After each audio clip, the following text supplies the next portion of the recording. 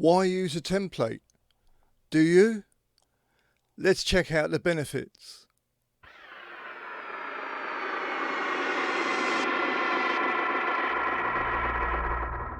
Reverse engineering, working back from the stereo bus. So as I was talking about in part 1 of this series, I was mentioning that I mix through plugin from the very get-go, from the beginning. This wasn't always the case. I used to have basically a blank canvas and would mix and then add plugins as I went along many years ago.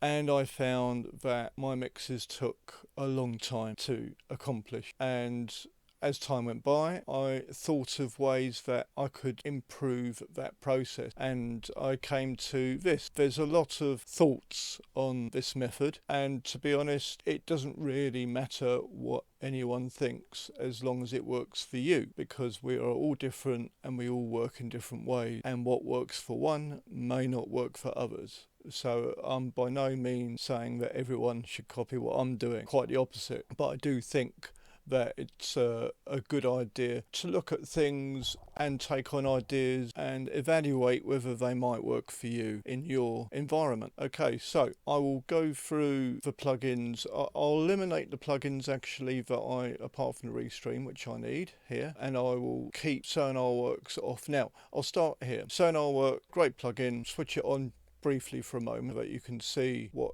is going on. That's what my room looks like without this plugin on, and you can see all the peaks and valleys. There's a lot of build up in the lower mid. It's not too bad in the mids, and then in the highs we've got another bump there. And what this plugin does, I have a small room but I get a lot packed into it, and this plugin helps me get the results I need.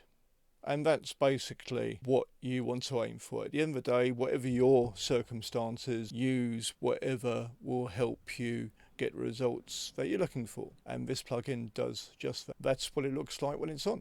This plugin, loudness meter, and it allows me to see in short term, in medium term, how my mix is going. I aim for -14. I know some people will aim quite a bit higher than that because they will want to get mixes that compete with ones that go out for the top artists commercially, and even though they are cut down to size by the streaming giants like Spotify, they may seem louder than a -14 LUFS mix. But I like to mix and master to that because that's what the streaming platforms ask for, and if I'm going to Bandcamp I may go louder, but in general I like to keep to that sort of score. But I use this, it's free, this is the free version of it I should say, and I find it very handy. Then I have a Voxengo span, and basically when this is on I just get a reading of what's going on. I just basically use it really just to see what's going on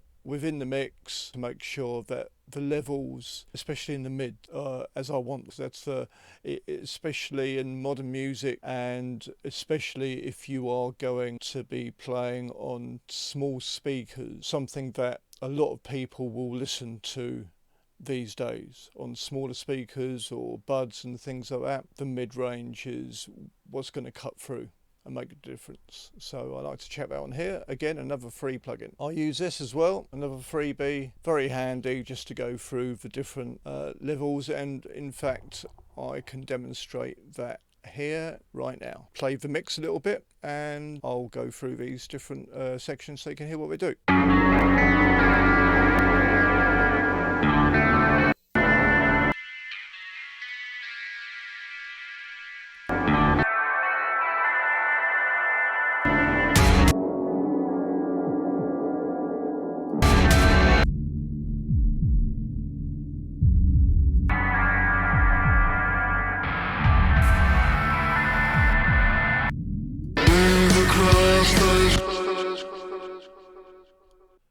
If you're enjoying watching this video, please consider smashing that like button and subscribing to my channel so that I can keep on bringing this free content.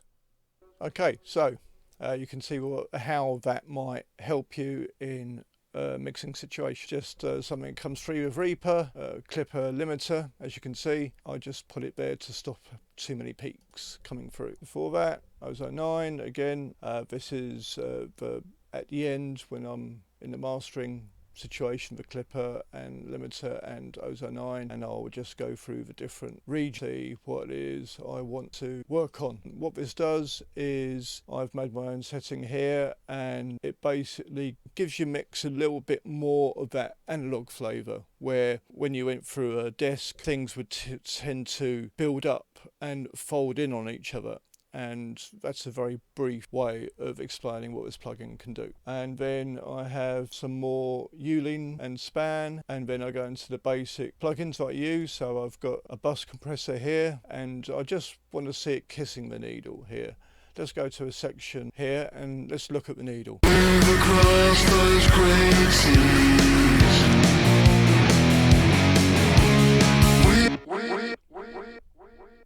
As you can see, not too drastic there, just slight movement, and that will help glue the mix together. And then I have this, it's just adding a bit of that analog fatness, as people like to call it, again will help glue things together, give it a bit of warmth. Very beginning, I have this, and people may raise their eyebrows and think, what the hell are you doing? But again, it's all down to what you find good to your ears, what you find helps in your workflow, and the kind of sound that you're going for. This works for me, so if you've got a Pultec type EQ, give it a try, and if it works for you, great. If it doesn't, well, that's great as well. Okay, well, that's the end of this series of videos, and I hope you've got something out of these. You can see the method that I use, and maybe you can take something from what I've shown you and add it to your own workflow. Best of luck, and see you soon.